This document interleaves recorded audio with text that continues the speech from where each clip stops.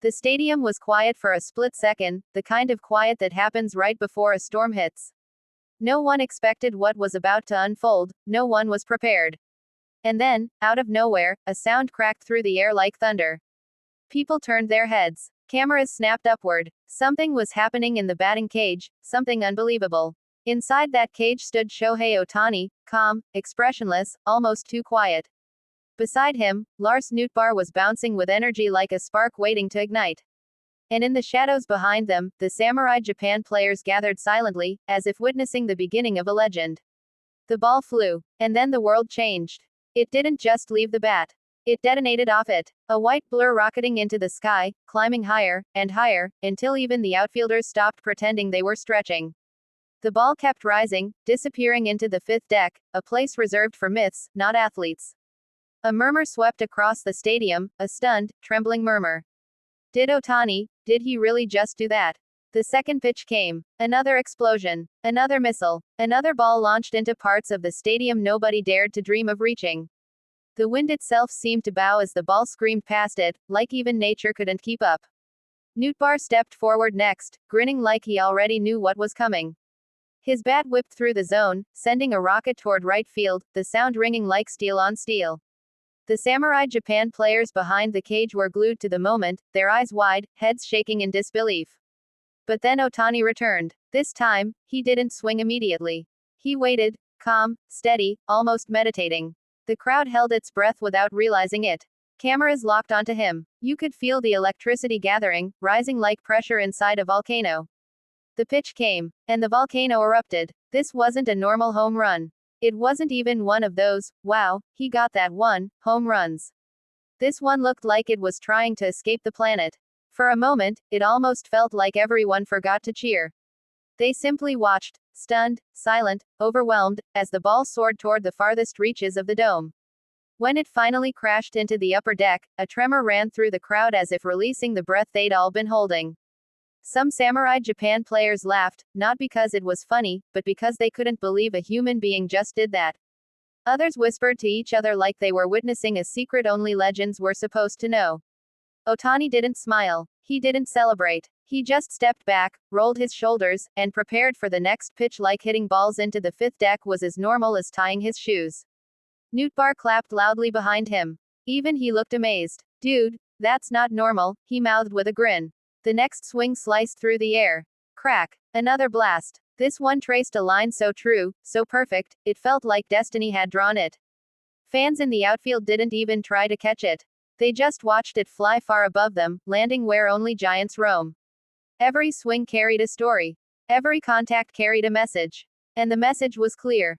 This is Samurai Japan. And this is Shohei Ohtani. More players gathered behind the cage now, pulled in by the gravity of the moment. Even those who tried to act cool couldn't hide the shock in their eyes. Arms folded, but mouths slightly open. Heads tilted forward just a bit. The kind of expression athletes make when watching something so unreal that it borders on magical. All around the dome, the atmosphere shifted. The air thickened. The tension grew. And with every swing, the stadium felt smaller, too small to contain the power echoing inside it. Then came the most shocking one. The pitch was inside, nearly impossible to pull with power. Most hitters would have fouled it off, or broken their bat, or simply stared at it. But Ohtani, he turned on it like lightning striking metal. The ball didn't just travel, it vanished. It took off on a line so vicious, so fast, that even the pitcher flinched. By the time it reached the seats, people were still reacting to the sound of the bat. The stadium erupted, cheers, laughter, shouts of disbelief. That was the moment when everyone watching knew they weren't seeing a practice session. They were witnessing greatness in its rawest form. Nootbaar stepped in again afterward, and even he shook his head with a sheepish grin. But he wasn't backing down. His swing sent a laser into the right field stands, a reminder that the energy of the cage wasn't just Ohtani's, it belonged to the whole team.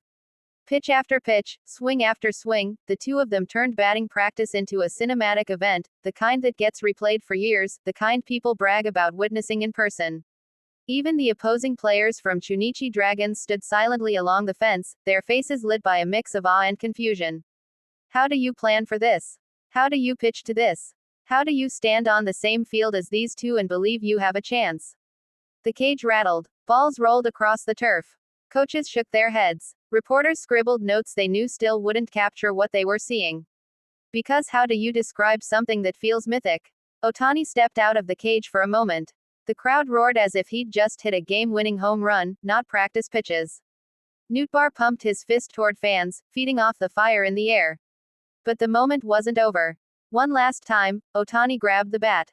One last swing. One last shock. The pitcher tossed it in, and Ohtani unloaded with everything he had left. A perfect swing. A perfect arc. A perfect ending. The ball soared so high it disappeared into the stadium lights for a moment, lost in the glow. When it reappeared, drifting down toward the top deck like a shooting star, the crowd gasped. It landed deep, deeper than the others. Silence. Then chaos. Shouts. Cheers. Applause. Samurai Japan players swarming the cage, laughing, clapping, shaking their heads because even they couldn't believe what they had just witnessed. And Ohtani. He just smiled. A small, almost shy smile, the smile of someone who knows exactly what he's capable of, and hasn't even shown the world everything yet. The cage closed. The echoes faded, but the feeling remained, a sense that greatness had passed through the stadium, leaving everyone a little breathless, a little inspired, and a little changed. Tomorrow, the game would begin. Tomorrow, Samurai Japan would face their opponents. Tomorrow, the world would see the result of this fire. But today belonged to Shohei Ohtani. Today belonged to Lars Nootbaar. Today belonged to the thunder inside that batting cage. A preview, a warning, a promise, and a reminder. Some moments aren't just practice. Some moments become legend.